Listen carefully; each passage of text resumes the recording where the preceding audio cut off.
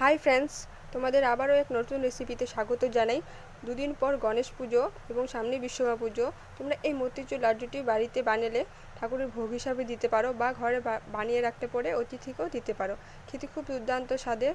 একবার দেখে নাও রেসিপিটা কীভাবে বানাই, তারপরে বুঝতে পারবে যে কীভাবে কীরকম হয়েছে খেতে ঘরে বানিয়ে দেখলে। চলো তাহলে রেসিপিটি শেয়ার করি তোমাদের সাথে। এখানে আমি বানানোর জন্য 1 বাটি সুজি, 1 বাটি দুধ নিয়েছি। দুধটি অবশ্যই গরম দুধ ঠান্ডা করে নিতে হবে। যদি আমরা গরম দুধ ব্যবহার করি তাহলে সুজিতে দেওয়ার সাথে সাথে কিন্তু সুজিগুলো দলা বেঁধে যাবে। সেজন্য আমাদের গরম দুধ ঠান্ডা করে নিয়ে তারপরে দিতে হবে। আর 1 চামচ চিনি দিয়েছি, সেগুলো ভালো করে মিক্স করে নিয়েছি। তোমরা দেখতেই পারছো আমি যেই বাটিতে সুজি নিয়েছি সেই বাটিতেই কিন্তু আমরা দুধ মাছি পরিমাণ মাপে। তো 10 মিনিটের জন্য ঢাকা রেখে দিয়েছিলাম ঢেকে। তারপর 10 মিনিট পর খুলে দেখতে পারছো দুধগুলো সুজির মধ্যে অ্যাবজর্ব করে নিয়েছি, কতটা ফুলে গেছে। তো তারপরে ভালো করে মিক্স করে নিতে হবে।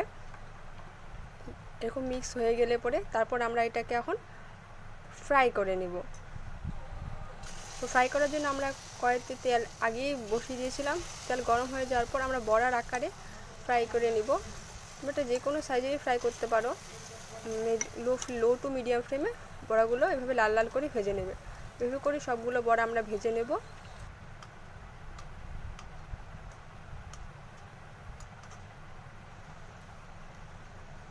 তোমরা যারা প্রথম থেকে আমার চ্যানেলে সদস্য হয়ে আছো তাদেরকে অসংখ্য ধন্যবাদ।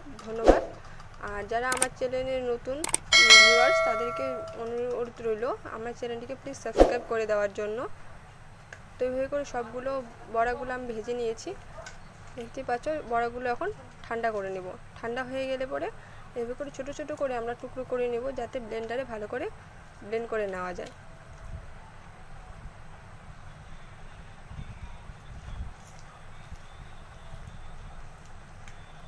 এই সবগুলোই বড়া আমরা ছোটো ছোটো করে গুঁড়ো হয়ে যাওয়ার পর আমরা একটা ব্লেন্ডারে একদম দানা দানা হিসাবে কিন্তু ব্লেন্ড করে নিতে হবে।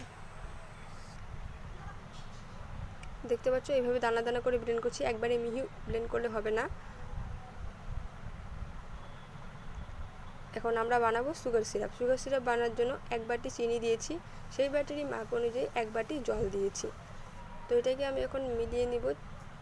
চিনিগুলো জলের সাথে ভালো করে মেল্ট হয়ে গেলে পরে আমরা সেটাতে উপরে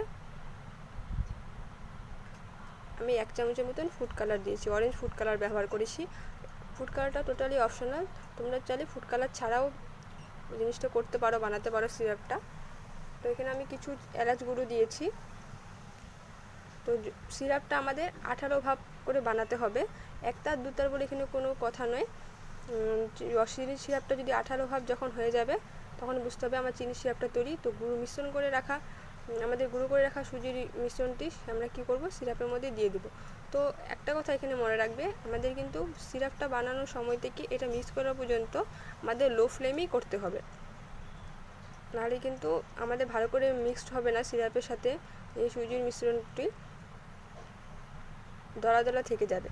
তো ভালো করে এভাবে করে মিক্স করে নিয়ে দেখতে পাচ্ছ এখন সিরাপগুলো সুজির মধ্যে অ্যাবজর্ব করে নিয়েছে, কড়াই থেকে ছেড়ে দিচ্ছে। তখনই বুঝতে হবে যে আমাদের এটা রেডি হয়ে গেল। কিছুটা কালমগজ দিয়ে আমরা এটাকে আবার একটু মিক্স করে নিয়ে নেব। এরপরে মিক্স করে নিয়ে আমি 5 মিনিটের মতন ঢাকা দিয়ে রেখলাম।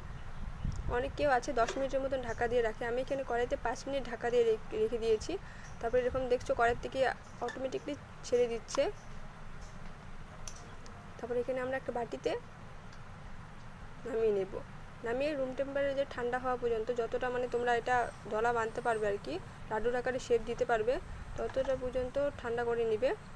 একবারে পুরো ঠান্ডা হলেও কিন্তু হবে না। তারপর এখানে আমি 2 চামচের মতন ঘি ব্যবহার করেছি।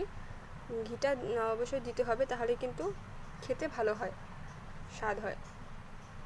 তোমরা যদি সুজির বড়াগুলো যদি আগে ঘি দিয়ে ভাজতে, তবে এ পর্যায়ে এখানে আমাদের ঘি ব্যবহার না করলেও চলতো।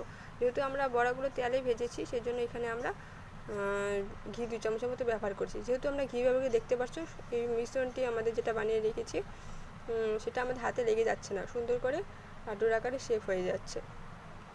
এভাবে করে প্রথমে হাতে লাড্ডুর আকারে করে নেবে।